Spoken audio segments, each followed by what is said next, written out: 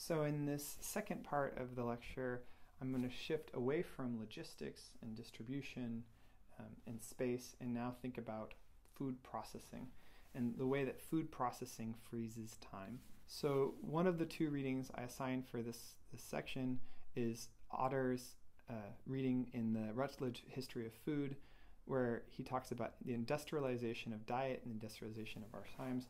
And it's a nice introduction for thinking about the history of infrastructure for food and scale. And in particular, thinking about how our food supply was industrialized and thereby changing our relationship to food. And he does this partly focusing on energy systems. So he talks about a move from organic energy systems, relying on wind and water or hand power to produce agricultural goods, to economies that were driven by mineral power sources such as coal and oil, with technologies like steam power and then later gas power. So this shift he gives is a nice connection to the shift. He also talks about where cooking is done. So he then talks about new food processing at the factory that replaces the food processing done at the home. And he introduces what he calls the industrial eater, drawing on Michael Pollan's term. So he, and I quote, he says from Ralph Borsotti, "The elevator made the skyscraper possible. The package has made the kitchenette home possible." So processing and packaging tools are making possible a new kind of food market. And one feature of where he shows this is with the cold chain. So in the evolution of the cold chain, Otter talks about how food spoils. This limits the distance it can travel, and one of the technical solutions in the 19th century to this was the rise of ice packing and ice packing markets. Incidentally, ice packing is one of the reasons why Chicago ended up beating out other areas in the United States, because Chicago was on the lakes and had the riverways where ice could be shipped more easily, and this meant you could have higher scale food packaging. And the cold chain, according to Otter, starting with ice boxes and then later with mechanical refrigeration, gets introduced in every stage of food storage and shipment. And this means that you can lengthen the chains of how food travels, keeping it in a state of cold. And this means you can also change the kind of commodity that you're moving. Instead of cattle drives bringing live animals into the slaughterhouse, you can slaughter the animals away from the city and then do shipments of dead meat. And this means that you can extend the reach of cities like Chicago and the reach of companies at the Union Stockyard to national or even global markets by keeping the meat cold. Now, one of the more surprising innovations that comes in turn with this is how it creates new kinds of foods.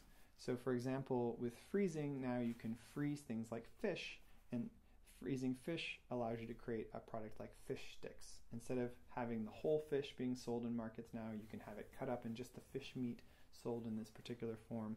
And this is how Otter argues that we have a reconfiguration of what food is understood to be as it is being fit into this long supply chain, in this case of cold.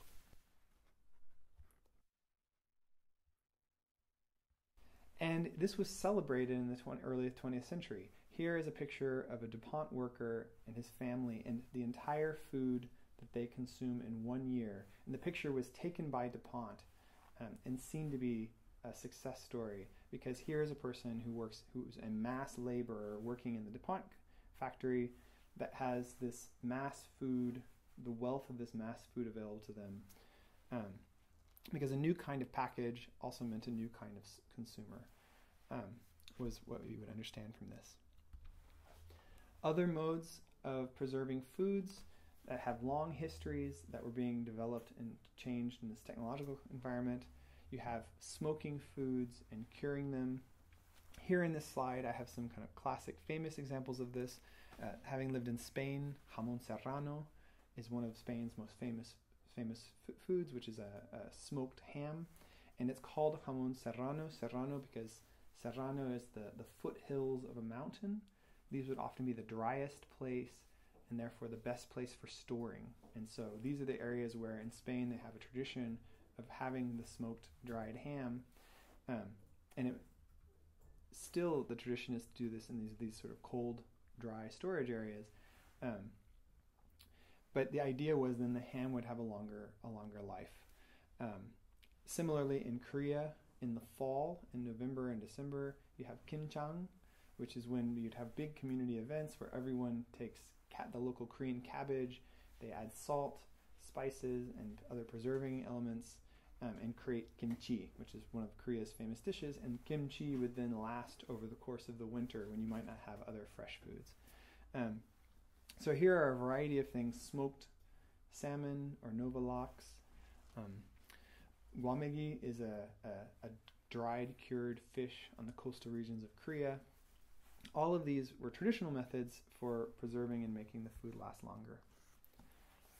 And then a fourth, and not by no means the only other food preserving, is canning.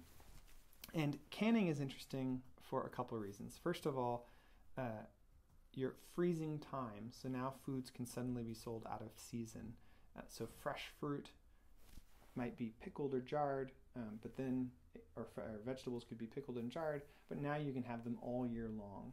Also, the can is stackable, so you can create these stacks of fruits and vegetables, which before in boxes would have mixed together, increasing the likelihood of spoilage. Here below you can see all the steps involved in transforming pear off the vine into canned or bottled pears.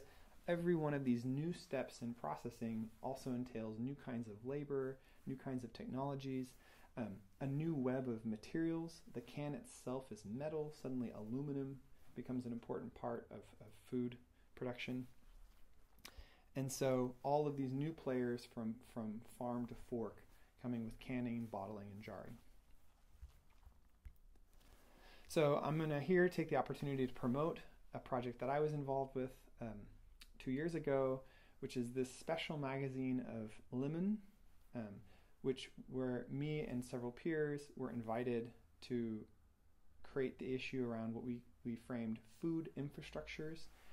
We wanted to look at food issues from a systems level point of view, focusing on the role of infrastructure and problems of scale, and how these shape politics. So much of food politics focuses on the consumer and our choices we make, and in this magazine we wanted to instead get people to think about how food politics emerges out of these scale issues. So that includes the rise of self-service retailing culture, my own work, the rise in labeling. How did labels become an important middle space between producers, manufacturers, and the consumer, and also regulators?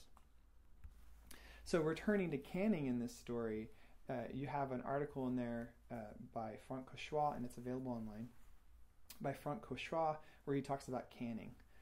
And canning is often seen to be a celebration of a technical problem, the problem of overproduction from the point of view of agricultural workers. If you produce too much food and you can't get it to consumers, it spoils. Now you can can it, it will last longer. It solves the problem of seasonality in that you can eat these foods out of season or in different seasons. It creates a potential problem that was eventually overcome by this person seen here, Nicolas Appert, who's sort of a famous French scientist, which is when you can things, you can also can in contaminants such as botulism. So you have to remove the air and create a kind of vacuum seal. And many times food is difficult to move across space, whereas canning it potentially could remove that. All of these things help to bring down the price of what would previously have been very expensive things. Oranges, for example, or pears would have been something that only the aristocracy or the bourgeois could have afforded, and now you have this democratization through a more efficient industrial processing. But what Franck Cauchois is interested in is how it also requires re-educating the consumers and new innovations in the retailing space. Before, food would come to marketplaces, but in the 19th century and then again in the 20th, you started to have the rise of grocers and later supermarkets, which transforms the relationship between the consumer and the retailer and these middle people. And so Franck Cauchois analyzes images from the Progressive Grocer magazine that you can see here, that were looking at ways that retailers attempted to use canned foods as value added, not just about something for the poor consumer, but actually an opportunity for marketing. Here are contests where they're trying to show that you can rearrange cans in innovative ways that with raw foods would be difficult. Now you can create these really exciting displays that attract the consumer to want to buy it. Packaging also elevates the importance of the brand. So once you close off food, once you introduce this intermediate step of processing and manufacturing, what you have done is you've distanced the consumer further from the producer. The producer might develop some very good quality food, but now that food is being manipulated and put inside of a box. And at the supermarket, they're not going to be able to assess if this is a higher quality or lower quality apple. They're going to need to rely on the information on the package. This is how manufacturers begin to build their brands as a way of negotiating and battling with retailers the trust with consumers. Instead of the person at the supermarket showing you that this food, this fruit, is better than that, which requires the consumer to trust the supermarket person or the market person, now you have Nestle, Kellogg's, and others creating marketing campaigns around their label with information on the label and trying to circumvent the retailer in this war. So this graphic here gives you a sense of the wide varieties of brands that are available. It's from the Oxfam's Behind the Brands campaign. And what they're illustrating here is that even though we perceive this growing diversity of products with all of these new cans and new packages forms and new labels, that actually it led to a kind of concentration. Only 10 companies control hundreds and hundreds of different food brands. And so this raises a question about whether this is actually a diversification of our food markets or a concentration. And this anxiety has followed with industrialization of food going back to the 19th century. In this image here, which was again in the Armour and Company pamphlets from the 1920s, you have them celebrating the packer as this middleman. But the popular concern, or the political concern of this era, was that these middlemen, these packers, exercised too much power. In fact, they were manipulating the price and affecting consumers, and they were also squeezing out family farmers and making it difficult for producers to make a profit and a living as well. Now, they had these new kinds of tactics to do this. Price was something at these large scales, they could start to differentiate their products based on prices. If something arrived to a distant market and part of that was not as good a condition as another part, they could separate these and sell one as a low-value, non-branded product, and then sell the higher premium one with the special brand name or regional affiliation, California oranges, to suggest that they're somehow better than the New York oranges or the Florida oranges that you might be getting on the eastern markets. Similarly, in the meat industry, there is this expression, the more you cut, the more you sell. They were creating new cuts of animals, including new kinds of treated hams. And if you ever walk into a supermarket, if you provide 5 different types of meat products instead of just one, you'll notice the consumer now is lulled into this idea that they have more options, and they might buy 2 instead of just the one. And this means that somehow you're selling more of this. This has invited a kind of political distrust of these middlemen. Are they manipulating consumers? Are they taking advantage of this new scale? And so to end, I'm going to again move away from the specific case of agriculture and talk more broadly about the anxieties about industrial scale.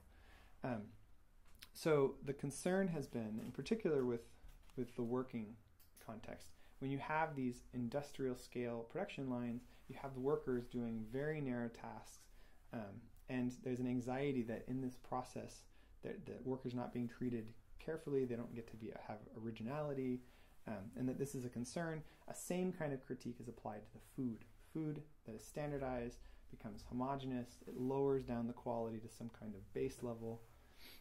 In Korea, I try to get students to consider these apartment complexes that you can see here in Yeouido in Seoul. all exactly the same. In one way, this is a success of modernity because all of these people now have their own apartment, which is why these are desirable neighborhoods. But when you're seen from a Westerner, we think, are they losing their individuality? And I won't have time to show you the clip here, but I'm going to put a link below. And it's to a clip from the documentary Baraka. In Baraka, there's no dialogue. They show a bunch of video clips of different time-lapse videos, and they juxtapose images, and there's a kind of visual art argument. And I want you to watch this video clip for two reasons. First, I want you to pay attention to what is the visual rhetoric they use. What are the images they juxtapose? And what kind of arguments do these make about modern living? And then the second is, how does the film play with scale? There are these moments where you're looking at an individual or an individual component in the system. And then there are these moments where you're seeing the masses. And they move between these to kind of make an argument about modern living and what it means to now be living in this large-scale system.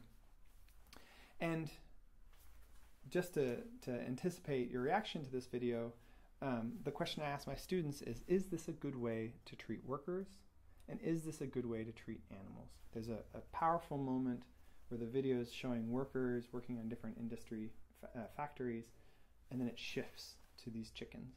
And it's encouraging to ask this question about, is the way we're handling these chickens at this large scale unnatural? Is it inappropriate, and why? And this, again, is a very old critique. So to wrap up this lecture, I just want to end with this classic critique that Charlie Chaplin uses in Modern Times, which is the critique of Taylorism in scientific management. So in the early 20th century, there was a battle between labor management and labor over efforts to make work efficient, to make it work in these larger scales, and to focus on worker performance. And it led to a battle between workers, and the metaphor that the workers drew upon and that Charlie Chaplin draws upon is that we're somehow losing our individual autonomy as we get literally pulled into the machinery of these large production systems. And so with standardization, there was an anxiety about lack of differentiation, a lack of differentiation that appreciates the variety and richness of nature, but also that appreciates the importance of individuality to the human experience, and that this might lead to some kind of alienation. And so again, you can ask the question, is this a dignified life? Are these a dignified way of preparing our foods? And does scale threaten these older ideas about what is a natural or dignified kind of food production? So to wrap up, some policy questions that I want to have you consider in the discussion. How does a systems level analysis change your understanding of food? What is the difference between preparing one hamburger in your household and preparing 1 million hamburgers a day in the world? Right? When you cook at home versus McDonald's, who has to prepare this, how does that change the way you think about your supply chain? In what ways does scaling up or scaling down change your relationship to food production? And then how does that change your choices about what you eat? So